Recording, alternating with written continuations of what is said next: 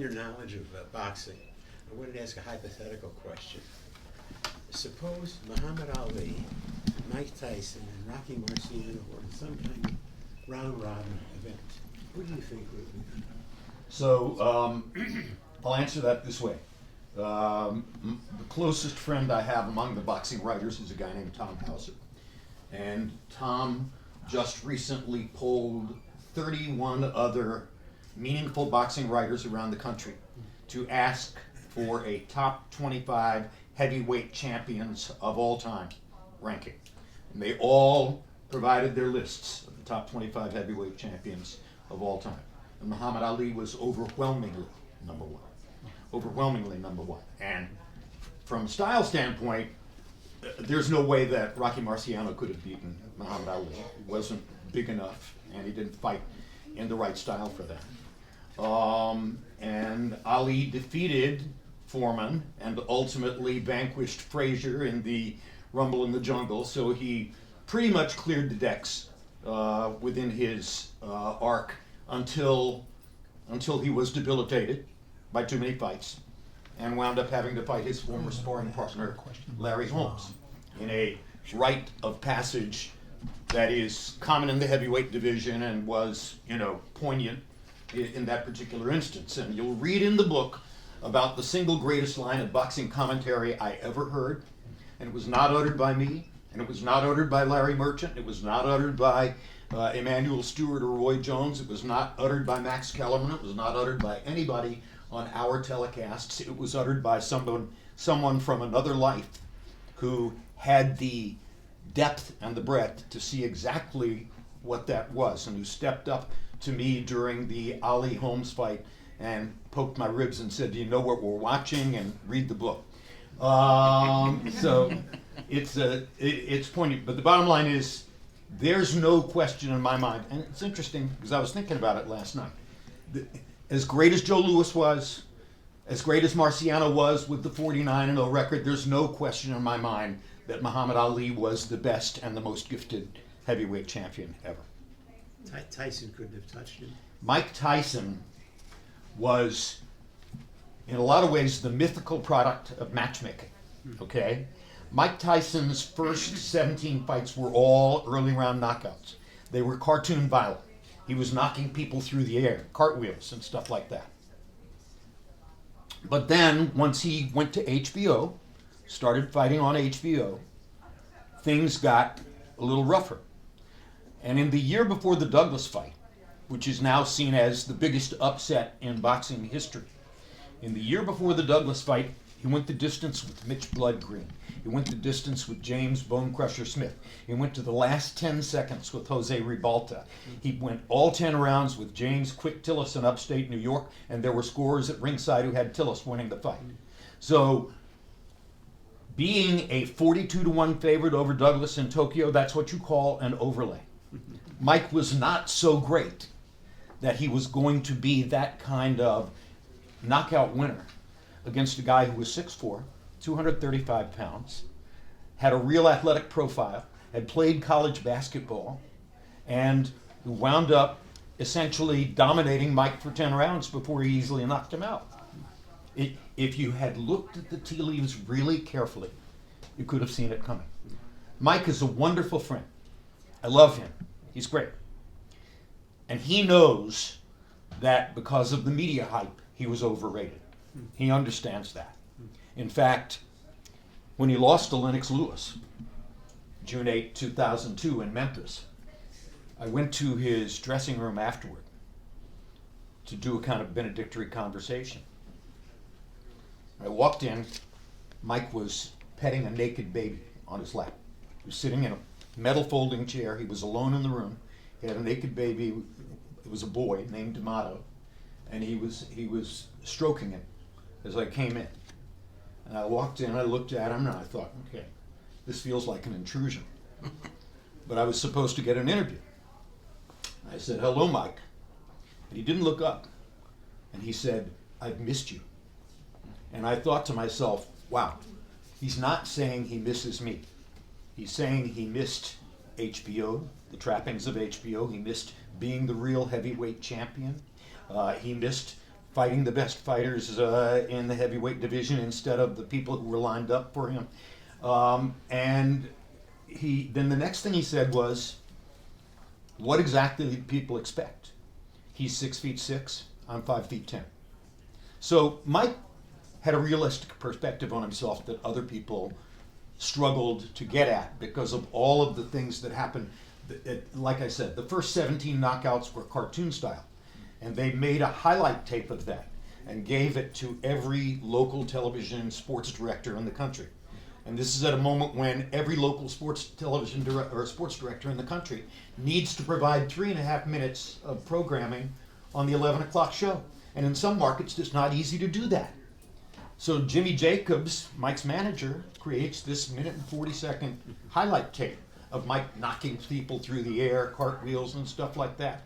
And local television viewers with practically no interest in boxing get to see this kid while he's still on his way up. And everybody adopts the mentality that, oh my God, he's completely unbeatable. And the first network appearance ever, I covered it. He exploded a guy's nose, and then afterward delivered this quote about, well, Customato taught me that the purpose of the uppercut is to drive the opponent's nose bone into his brain. I was trying to drive his nose bone into his brain. Now, I had been assigned to boxing by somebody who wanted to get rid of me. That was the first fight I covered. I'm standing at ringside thinking, wow, look what I've happened into here. This kid is not only going to be the #1 quote machine in boxing, he's going to be the #1 quote machine in sports. And within 2 weeks, they all came rolling out. Boxing is a hurt business. Everybody's got a plan until you hit them. All the things D'Amato had told him to say. And he was brilliant at delivering it. Mike he's everything you don't think he is. He is smart, he's talented, he's self-aware, he's gentle, he's everything you don't think he is. And that's the greatness of Mike Tyson, that he survived and kept himself together through all of his travails when he was misunderstood by most people. Thank you. Thank you. Question? I got one for you. Yeah. Talked about your mom and your grandmother. Yeah. Your dad passed away. My father died when I was 5 years old.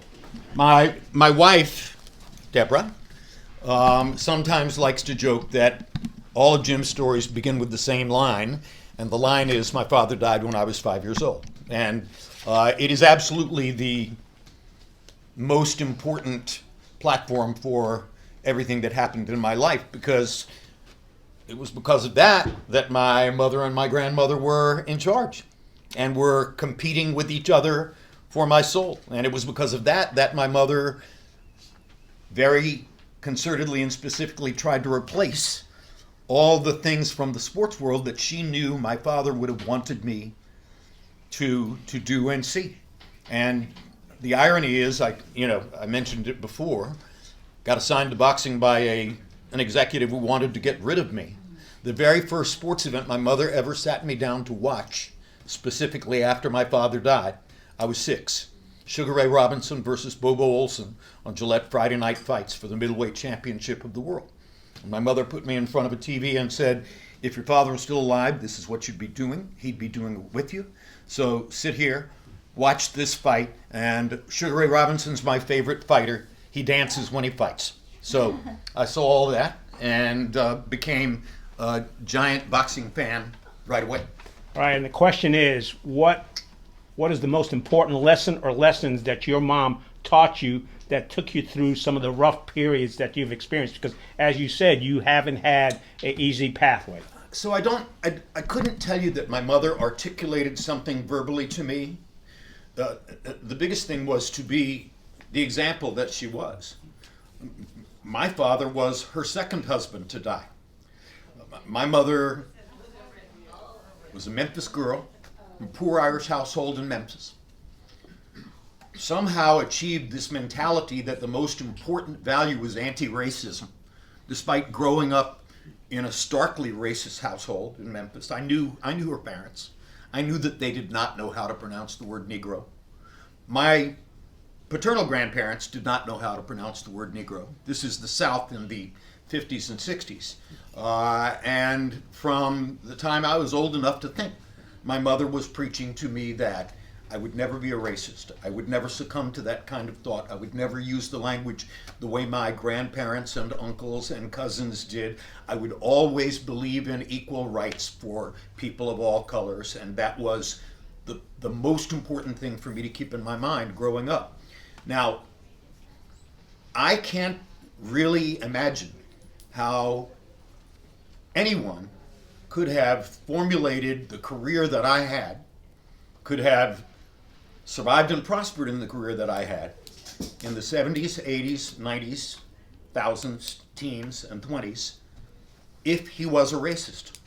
I don't think a racist could have gone anywhere and gotten anything done in that world. So my mother was not specifically setting me up for that, but she gave me the platform from which to be able to go through the sports world and interact with people in the right way. And she instructed me on my heroes. She took me to the Miami Beach Convention Center February 25, 1964 to see Cassius Clay against Sonny Liston so that I could root for Cassius Clay to upset the world, which he did. And she dropped me off at the Miami Beach Convention Center and drove around for a few hours and came back and picked me up. And she did a lot of things to put me close to sports and facilitate and make up for my father's departure. And let me tell you one thing. No, let's take some questions. Well, it's not so much a question as a thank you. As I sit and listen, I suddenly hear the music of ABC, Wide World of Sport. As soon as you said Torval, I thought, Torval and Dean, yes, I remember Ravel. Spanning the globe to bring you the constant variety of sport, the thrill of victory, the agony of defeat, the human drama of athletic competition. ABC's Wide World of Sports. And do you remember the ski jumper? Yeah. Vinko Bogataj. Yes. Yeah. Oh, really? Well, He was a Serb. he was a Serb. Yeah. And your time, so oddly enough, I spent a great deal of time watching sports of all kinds. And I loved HBO boxing.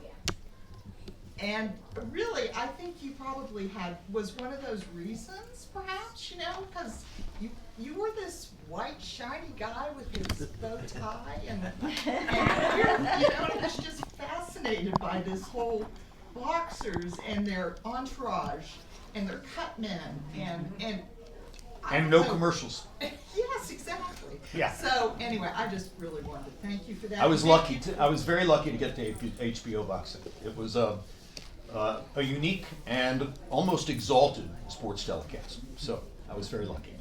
Yes, sir. My perception is that heavyweight boxing does not hold the attention of the American public as much today as it did back in the 60s and 70s. And I want to know if you agree with that. And Absolutely true. Yes. And why did that happen? Because starting with Lennox Lewis in the 90s, and then following through with Vladimir Klitschko and Vitaly Klitschko, and now Tyson Fury and Alexander Usyk.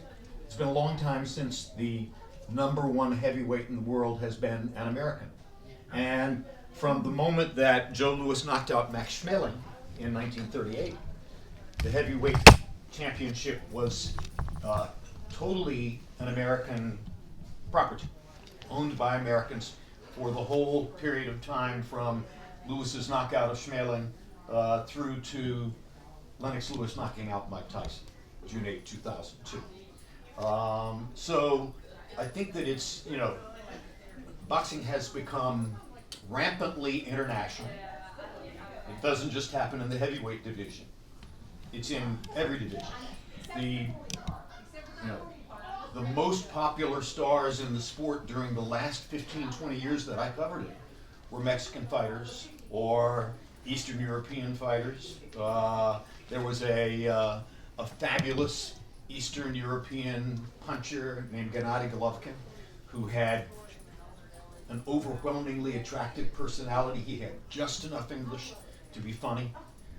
He was one of the biggest punchers ever in the middleweight division. He would knock the opponent out, and in the post-fight interview, he'd say he was a good boy. I like that opponent. He was a good boy. Yeah, well, you just obliterated him with one punch. Well, that's what I do. The sport has been overwhelmingly internationalized, and let's face it, there aren't as many American athletes now who choose that as a path, as opposed to basketball. All right, how many 18-year-old basketball players are there now as opposed to when you and I were in school? Many, many multiples. So people go where the money is, where the exposure is, et cetera, and boxing has become an enclosed colony. But that's happened before too. You know, I mean, people say to me, boxing is dead, and I say, yeah, it's been dead for 100 years, and it's still there. You know, it's not going to go away. I say, as long as human beings can walk on this planet, people will fight each other for money, some way or another. Yes, sir. I would like to say that, well, I'm afraid that our time is coming to an end here. We've got another event coming up. But I'd like to say, how about one more question? And then Mr. Lampley will be signing in our literature room up at the front of the store to the left. We do have books for sale at the register. And y'all can talk one-on-one with him. So how about one more question? Yes, sir. All your discussion of ABC and the Olympics, was wondering if you had seen September 5th, the movie September 5th. So I have not seen September. Oh, well, you must see. But here's the interesting part of that, okay? My entry into network television takes place in 1974, all right? First person ever to stand, along with one other person, first people to stand on the sidelines with a camera and a microphone. That happened because of Munich. Because in Munich, during the captivity of the Israeli athletes, Peter Jennings and Howard Cosell were both pushing the control room. How can we get access? How can we get closer? Can we hear sound from the dormitory room in the Olympic Village, et cetera, et cetera? And during the process of trying to satisfy them, the network learned things about radio frequency cameras and microphones that they had not known before. Yeah. So they came back to New York armed with new knowledge about what these pieces of equipment would do, that the signals would climb over concrete walls or go around metal barriers. Didn't know that before. And they come back to New York. There's a meeting among the engineering, news, and sports divisions at ABC. What can we do with this? And the first thing they adopt is, we could put a reporter on the sideline of a football game. That's what led to the talent hunt, which led to me, which led to the sideline of the college football games. Who knew? Yeah, so everything begins with engineering. And people tend to overlook that in television. But if you can't do the electronic thing that puts it on the screen, nothing exists. So I was the product of a technological evolution. Thank you.